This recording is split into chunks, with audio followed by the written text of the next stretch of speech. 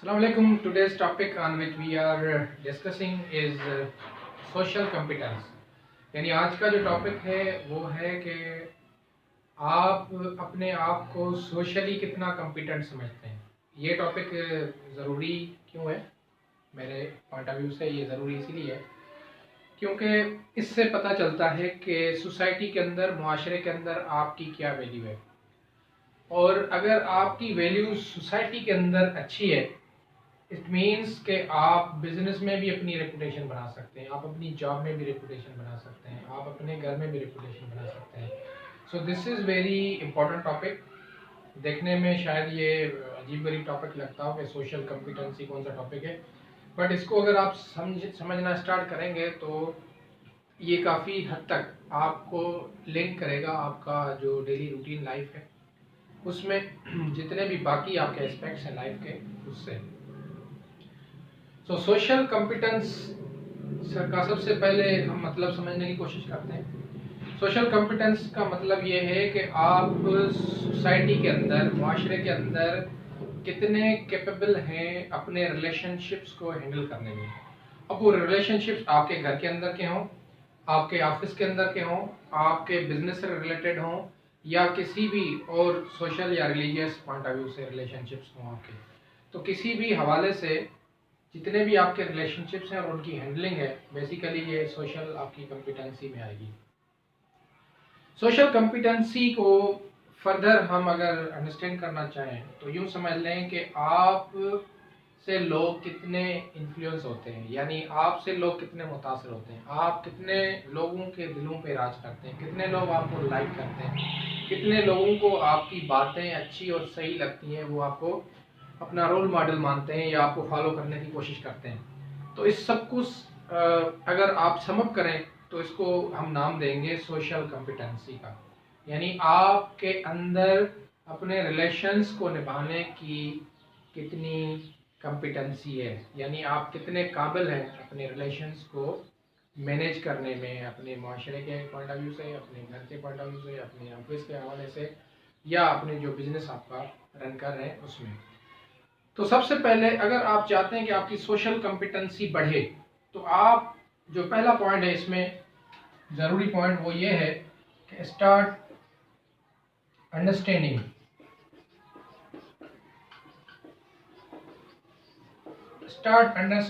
Others.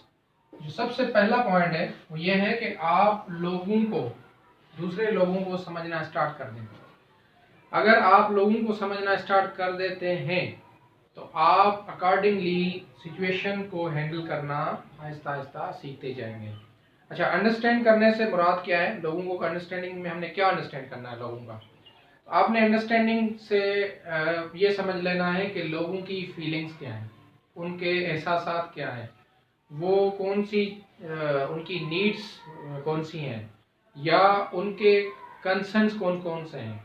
यानी उनकी आपको फीलिंग्स को समझना है, उनकी ज़रूरतों को समझना है, उनके ख्यालात को समझना है, या उनके एतराज़ात को समझना है। तो सबसे पहले आपको जिस चीज़ पे फोकस करना है, अगर आपको अपनी सोशल कॉम्पिटेंसी बिल्ड करनी है, अपने अंदर की सोशल कॉम्पिटेंसी बिल्ड करनी है, then you have to first of all understand others. आपको सबसे पहले क्या करना है? लोगों को समझने की कोशिश करनी है। तो इनकी फीलिंग्स को समझें, उनकी एक्सपेक्टेशन को समझें, उनकी नीड्स को समझें, उनके कंसर्न्स को समझें। अगर ये आप समझना स्टार्ट हो जाते हैं तो उसके रेस्पॉन्स में आप उनका जो रिप्लाई है या उसको जो हैंडलिंग मेथड है उस पर काम करना स्टार्ट कर देंगे। दूसरा जो पॉइंट है वो है डेवलपिंग अदर्स। नंबर 2,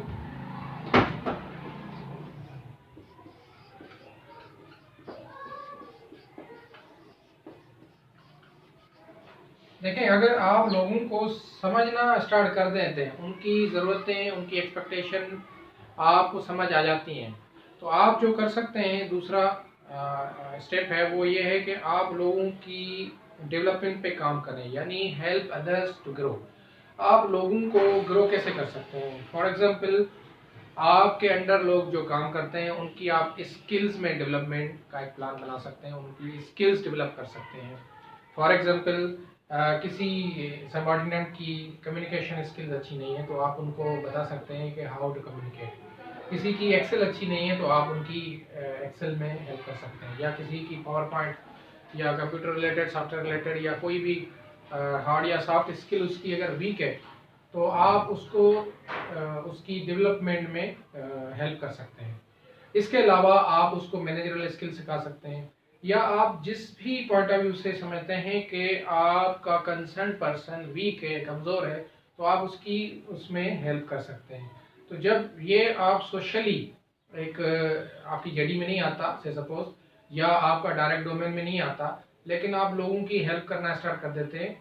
ज़रूरी नहीं कि आप ऑफिस के अंदर या अपने बिजनेस से रिलेटेड लोगों को हेल्प करें, आप अपने नेबरहुड में आपका कोई दूर का रिश्तेदार है, कोई दोस्त है, उसको भी आप सपोर्ट करें। अपने नेबरहुड को अगर आप सपोर्ट करेंगे तो this will be more helpful, कि आपके लिए एक सॉफ्ट कॉर्नर, एक इमेज बनेगा कि this guy is very helping, और ये आउट ऑफ बॉक्स जाके हमारी सपोर्ट करता है, आउट ऑफ वे जाके हमारी सपोर्ट करता है। तो जो सेकंड पॉइंट है, if you want to grow yourself in social competency, अगर आप अपनी सोशल कॉम्पिटेंसी बढ़ाना चाहते हैं तो लोगों को डेवलप करना स्टार्ट कर दें, उनकी हेल्प करना स्टार्ट कर दें जहाँ जहाँ पे उनको हेल्प ज़रूरत है, जहाँ जहाँ पे वो नीडी हैं, जहाँ जहाँ पे उनकी स्किल्स वीक हैं, कमज़ोर हैं, तो उनको आप डेवलप कर सकते हैं। फोर्थ जो पॉइंट है वो इसी से ही रिलेटेड है, और दैट इज कोऑपरेटिव। और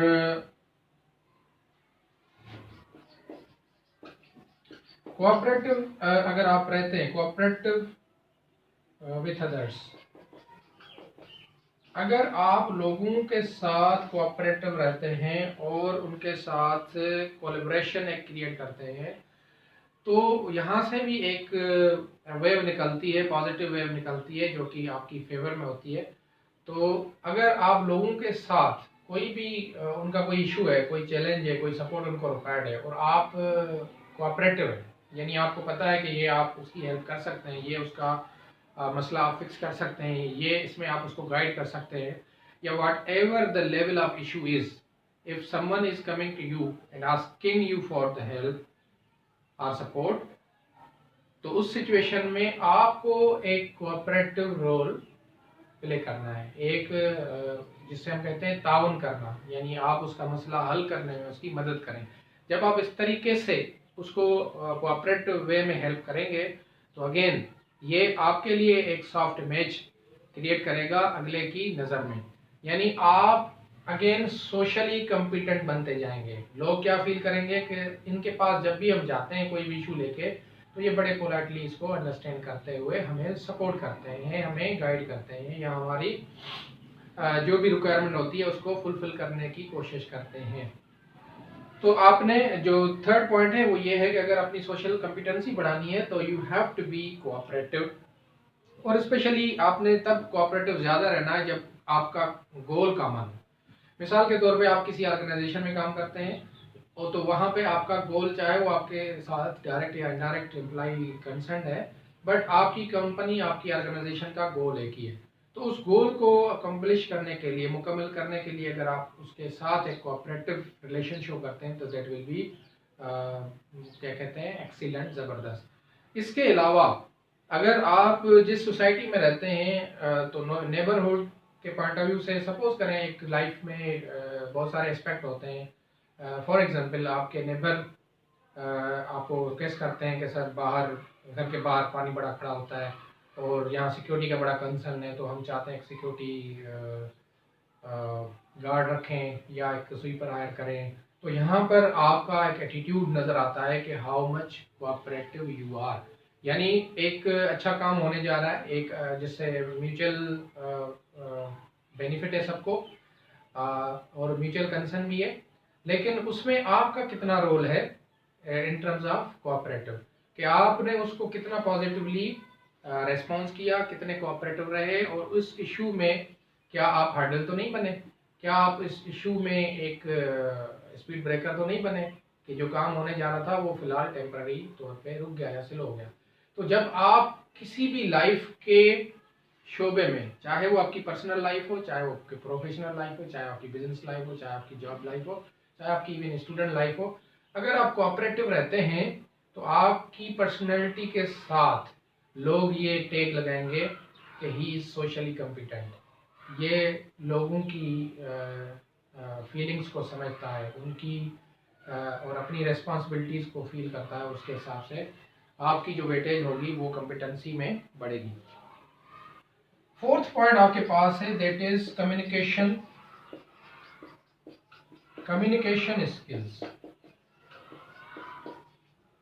If you want to see yourself socially competent, then you have to work on your communication skills. आपको अपनी communication skills पे काम करना पड़ेगा, और communication skills की सबसे बड़ी और important point ये है कि you should be a good listener. आपको एक अच्छा लिसनर बनना पड़ेगा। अगर आप लोगों को लिसन ज़्यादा करेंगे और उनकी लिसनिंग से उनको, जो पहला पॉइंट हमने कहा था अंडरस्टैंडिंग वाले एलिमेंट को ज़्यादा फोकस करेंगे, तो आप उसका उतना ही अच्छा रिप्लाई भी दे सकते हैं। यानी आप उसको बड़े अच्छे तरीके से काउंटर कर सकते हैं, उसका रिप्लाई दे सकते हैं, उस मैसेज का इन रिटर्न मैसेज, जो रिप्लाई मैसेज होता है, जो रेस्पॉन्स कहते हैं, वो बड़ा अच्छा दे सकते हैं। तो कम्युनिकेशन स्किल्स पे आपको फोकस करना पड़ेगा। If you want to be socially competent, आपकी कम्युनिकेशन स्किल्स ज़बरदस्त होनी चाहिए। आपकी कम्युनिकेशन स्किल्स में सबसे पहला पॉइंट मैं दोबारा रिपीट कर रहा हूँ, वो लिसनिंग है। आप जब जितना लोगों को लिसन करेंगे, उनको समझेंगे, उनकी अंडरस्टैंड करेंगे बात को, उतना ही अच्छे तरीके से आप उनको रेस्पॉन्स कर पाएंगे। तो लिसनिंग जो है वो आपने अपनी फोकस करनी है, और लिसनिंग के बेस पे आपने एक अंडरस्टैंडिंग बनानी है उस इशू से रिलेटेड, उस प्रॉब्लम से रिलेटेड।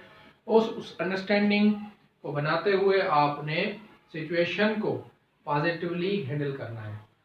उसके बाद आता है आपका fifth point, and that is conflict management. Conflict management skill. अगर आपकी पर्सनैलिटी के अंदर कॉन्फ्लिक्ट मैनेजमेंट की एक स्किल होगी, तो आपकी पर्सनैलिटी में फर्दर एक और बूस्ट लगेगा, टैग लगेगा कि he is the best person, he know how to handle the issue और फिक्स द इशू।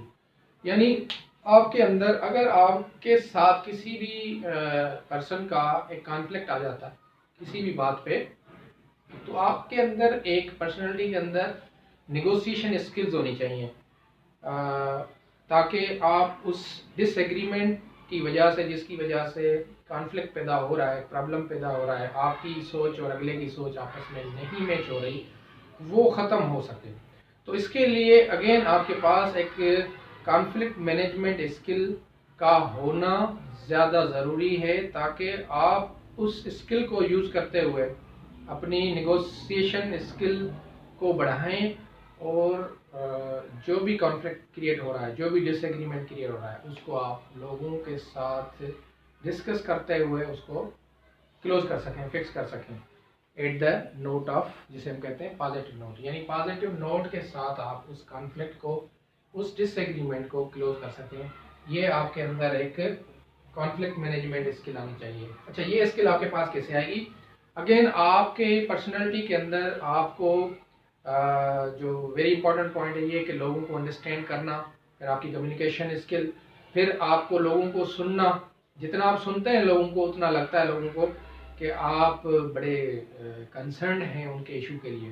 तो जब आप लोगों को सुनते हैं, जब उनको अंडरस्टैंड करते हैं, तो आपके पास उसको सॉल्व करने का एक सॉल्यूशन भी उसी टाइम, यानी उन्हीं के सवाल के अंदर आपको उसी मसले का जवाब या रिस्पांस भी नज़र आ जाता है।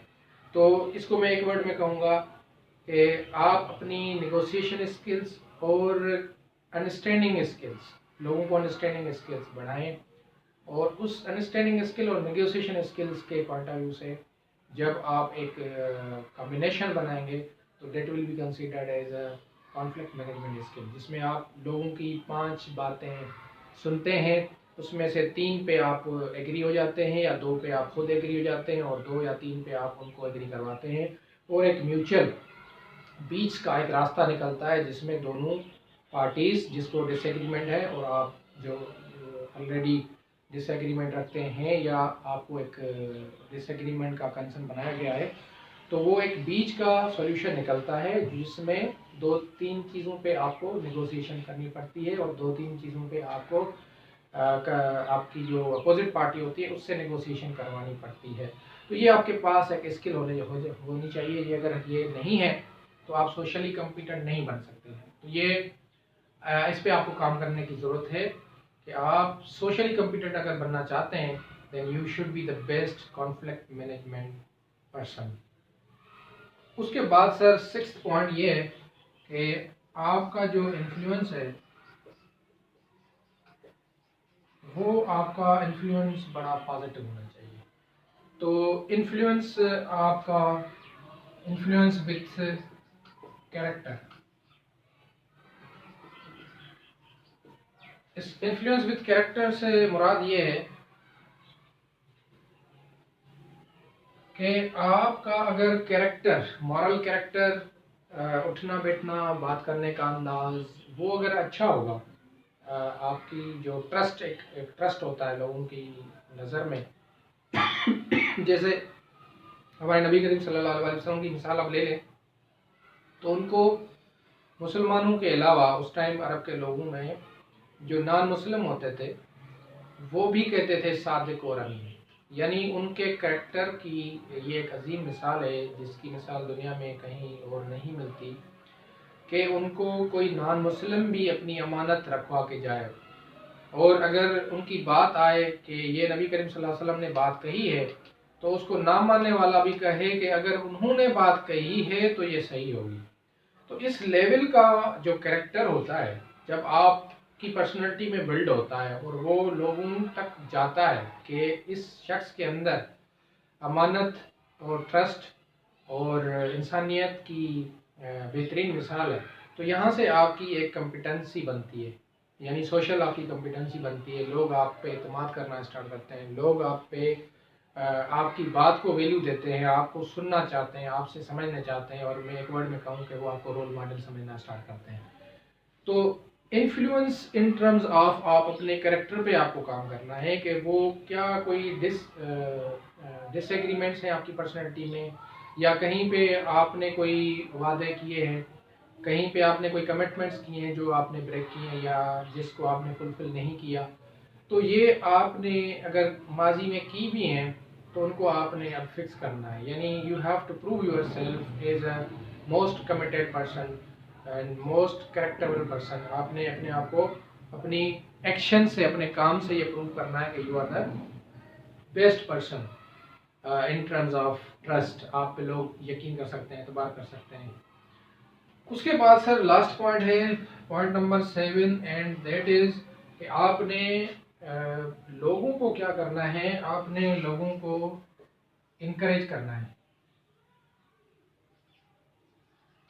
लोगों को आपने इनकरेज करना है, लोगों को आपने मोटिवेट करना है और लोगों को आपने अप्रिशिएट करना है।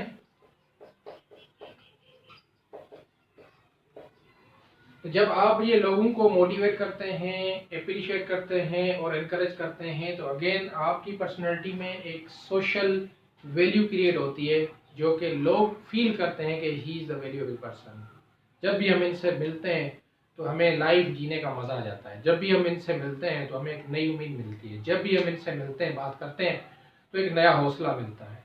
तो इनकरेज से यहाँ पर मुराद ये है कि आपने लोगों को हिम्मत देनी है उनके इनिशिएटिव्स थे। यानी अगर कोई नए इनिशिएटिव्स लाता है, कोई नई आइडियाज़ लाता है तो आपने उसको उसके ऊपर इनकरेज करना है कि ज़बरदस्त भाईजान, एक्सीलेंट, आप बड़ा अच्छा काम कर रहे हैं और ये अच्छा इनिशिएटिव लेके आ रहे हैं, ऐसा काम होना चाहिए। लोग क्या करते हैं कि डिस्करेज करते हैं लोगों को, अच्छा ये आप कर रहे हैं, आपसे पहले तो लोग कर चुके हैं, आप करके क्या करोगे। तो इससे क्या होता है कि लोग जब डिस्करेज करते हैं तो लोग उनको, जिसको डिस्करेज किया जाता है वो डिस्करेजर उसको पसंद नहीं करता। तो अगर आप अपनी कॉम्पिटेंसी बढ़ानी है, सोशल अपना इन्फ्लुएंस बढ़ाना है, तो आपने लोगों को इनकरेज करना है उनके आइडियाज़ पे, उनकी नई चीज़ों पे जो वो करना चाहते हैं। तो आप उनको अप्रिशिएट करें, इनकरेज करेंगे, ज़बरदस्त, एक्सीलेंट, आप कर सकते हैं, आप करें। और उनको आप अप्रिशिएट करें इन चीज़ों पे। अगर उन्होंने कोई प्रेजेंट में या माजी में कोई प्लान बनाए थे, कोई कमिटमेंट्स आपसे की थी और वो कमिटमेंट्स, वो प्लान उन्होंने वो गोल्स उन्होंने फुलफिल किए हैं, यानी वो अचीव कर दिए। वो जो कमिटमेंट उन्होंने की थी वो उन्होंने आपके साथ या ऑर्गेनाइजेशन के साथ या आपके बिजनेस के साथ या अपने सोसाइटी के अंदर या आपकी फैमिली के अंदर जिसने जो कमिटमेंट की है वो अगर फुलफिल उसने की है, तो आपका ये राइट बनता है कि आप उसको एप्रिशिएट करें। आप उनको कहें कि ज़बरदस्त, आपने जो कहा वो आपने कर दिखाया। जब आप लोगों को अप्रिशिएट करते हैं तो जो उन्होंने कमिटमेंट्स अभी की हैं या माजी में की थी, इन फ्यूचर वो आपसे ज़्यादा लॉयल रहेंगे। वो आपसे ज़्यादा, जो पहले इन्होंने कमिटमेंट टाइमली डिलीवर की थी, अब वो कहेंगे कि टाइमली और विथ क्वालिटी और विथ योर एक्सपेक्टेशन वो डिलीवर की जाए। यानी वो ज़्यादा आपके इन्फ्लुएंस में आएंगे। अगर कोई बंदा अपनी कमिटमेंट फुलफिल करता है, कोई अपना गोल अचीव करता है जो कि उन्होंने आपसे पहले इन्फॉर्म किया था कि ये मैं करने जा रहा हूँ, और वो कर देता है, तो आप उसको अप्रिशिएट जब करते हैं तो ये आपके लिए एक बड़ा competency level, social competency level पे एक बड़ा बूस्ट होता है कि you are the person who can handle the people.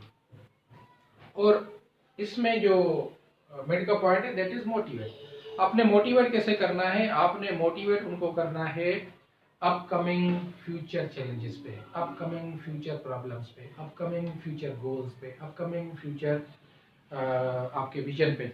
यानी आपने लोगों को मोटिवेट करना है कि अब आपने ये काम कर दिया है, ज़बरदस्त कर दिया है, अब आप कुछ और करें, अब आप इससे आउट ऑफ बॉक्स जाके सोचें, अब आप do something unique, do something different that others people can not do very quickly. या तो वो कर नहीं सकते या वो जल्दी नहीं कर सकते। आपको ऐसी चीज़ों पे काम करना चाहिए जिस पे लोग बाकी काम अभी नहीं कर रहे हैं। तो जब आप लोगों को इस तरीके से मोटिवेट करेंगे, इनकरेज करेंगे, अप्रिशिएट करेंगे, तो लोग आपकी वाह करेंगे, आपको पसंद करेंगे कि सर ये जो बंदा है, इसकी जब बातें हम सुनते हैं, इसके साथ जब हम बैठते हैं, तो हमारे काम करने की जो स्पीड होती है वो डबल ट्रिपल हो जाती है। हमारा जो कहते हैं ना, खून बढ़ जाता है।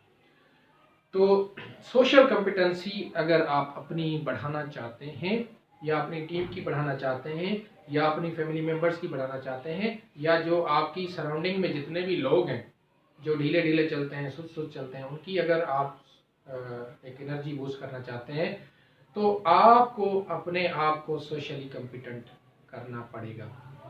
अब इसको हम अगर कंक्लूड करें तो इस सोशल कॉम्पिटेंसी के पॉइंट ऑफ व्यू से यानी मुआशरे के अंदर आपकी जो काबिलियत है वो अगर बढ़ जाती है, तो इससे आपकी लाइफ पे क्या इम्पेक्ट पड़ेगा? देखें, सबसे पहला इम्पेक्ट इसका ये पड़ेगा कि आपकी पर्सनल जो लाइफ है, जो घरेलू ज़िंदगी है, उसमें फैमिली मेम्बर्स के अंदर you will be considered as a mature person, you will be considered as a leader.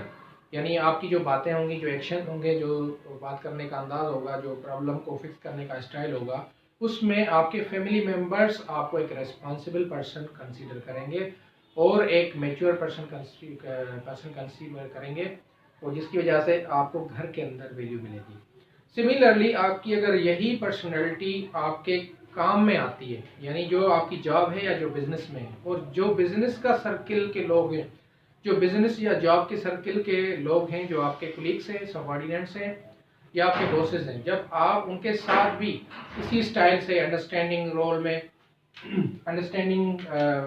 में, कोऑपरेटिव रोल में, कम्युनिकेशन स्किल्स में, कॉन्फ्लिक्ट मैनेजमेंट हैंडलिंग में, और एक इन्फ्लुएंसिंग कैरेक्टर रखेंगे, इनकरेजिंग, अप्रिशिएटिंग और मोटिवेटिंग स्टाइल रखेंगे, तो ऑब्वियसली आपकी परफॉर्मेंस में, काम करने में, आपकी ऑर्गेनाइजेशन में जो आपकी पर्सनालिटी को लेते हुए मैनेजमेंट की नज़र में आपका एक इमेज बनेगा, वो एक ज़बरदस्त बनेगा। जो आपके साथ सराउंडिंग में लोग काम करेंगे, जब वो समझेंगे कि मेरा बॉस मुझे समझता है, जब आपके सबऑर्डिनेट समझेंगे कि मेरा बॉस मुझे समझता है, जब आपके कुलीग समझेंगे कि मेरे जो कुलीग हैं वो मुझे समझता है, जब आपके कस्टमर्स हैं या जो आपके बायर्स हैं, जब वो समझेंगे कि ये हमें समझता है, तो वो आपको वैल्यू देंगे, वो आपसे इन्फ्लुएंस होंगे। जब आपका कैरेक्टर बेहतर होगा, वो आपको रिस्पॉन्स बेहतर देंगे।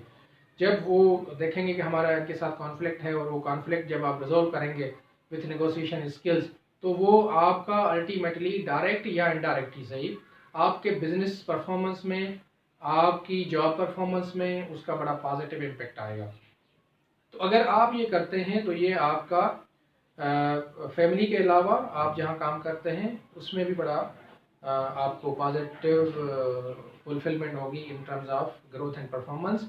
इसके अलावा अगर आप सोसाइटी की बात करते हैं, माशरे की बात करते हैं, जो आपका नेबरहुड है या जो सोसाइटी है, जो आपका सोशल सर्कल है जहाँ पे आप उठते बैठते हैं, वहाँ पर भी अगर आप लोगों को समझने की बात करेंगे, लोगों के मसले को कॉन्फ्लिक्टिंग मैनेजमेंट स्किल्स के साथ हल करने की कोशिश करेंगे, लोगों के सामने या लोगों के साथ अपने कैरेक्टर बिल्ड से अपना एक इन्फ्लुएंस बनाएंगे, लोगों के साथ अपनी कम्युनिकेशन स्किल और कोऑपरेटिव स्टाइल से उनको सुनेंगे और उनका मसला हल करेंगे, तो ये सोशल सर्कल में भी आपकी वैल्यू बढ़ाएगा।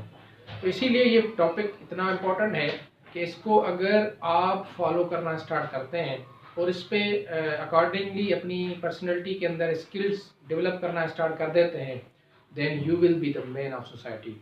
आपको लोग फॉलो करेंगे, आपको रोल मॉडल समझेंगे, आपसे बैठना, आपसे की बात सुनना, उनको एक फ़ख्र महसूस होगा। और यही हर इंसान चाहता है कि अगर आप आगे बढ़ना चाहते हैं तो लोग आपको फॉलो करें। तो if you are following this pattern, the world is yours. Thank you very much.